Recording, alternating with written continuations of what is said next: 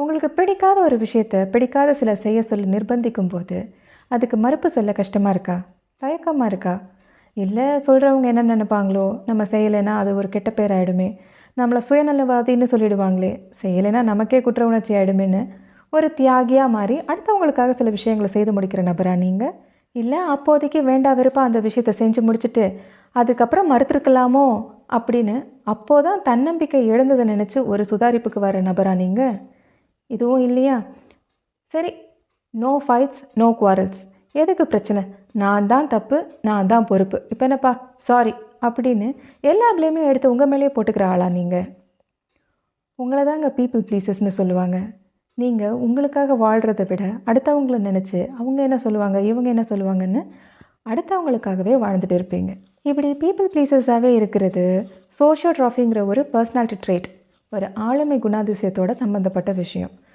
காலப்போக்கில் நம்ம இப்படி பீப்புள் ப்ளீசஸாகவே இருந்தோம்னா அதுவே ஒரு மனநோயாக கூட மாறலாம். அடுத்தவர் நிலை அறிந்து புரிந்து நடந்து கொள்ளும் தன்மை தான் எம்பத்தின்னு சொல்லுவாங்க. பட் சில டாக்ஸிக் சுச்சுவேஷன்ஸ், ஒரு சில டாக்ஸிக் பீப்புள் கிட்ட எல்லாம் நம்ம எம்பத்தட்டிக்காக நடந்துக்காததுனால நம்மளை யாரும் தூக்கலையும் போட போகிறதில்ல, இல்லை ஈஸி டார்கெட்டாக எடுப்பார் கைப்பிள்ளையாக நடந்துக்கிறதுனால நமக்கு யாரும் கண்ணகி பக்கத்தில் செல வைக்க போகிறதும் இல்லை. அப்படி மென்டல் இல்னஸ்ங்கிற எக்ஸ்டென்ட்டுக்கு இந்த விஷயம் போகாமல் இருக்கிறதுக்கு ஒரு தீர்வு இருக்குது. அண்ட் அந்த தீர்வு உங்ககிட்ட தான் இருக்குது.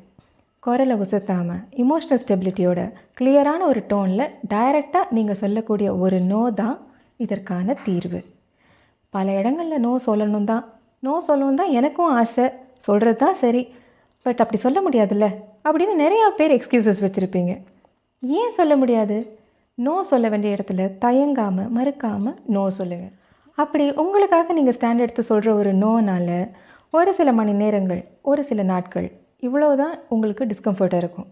அதுவே வேண்டா வெறுப்பாக சில விஷயங்களை சகிச்சுக்கிட்டு நீங்கள் சொல்கிற எஸ் சில பல வருடங்கள், சில பல சொந்தங்கள்னு நிறைய விஷயங்களை காம்ப்ரமைஸ் பண்ண வச்சிடும். ஸோ மறுக்காமல் தயங்காமல் நோ சொல்லுங்கள்.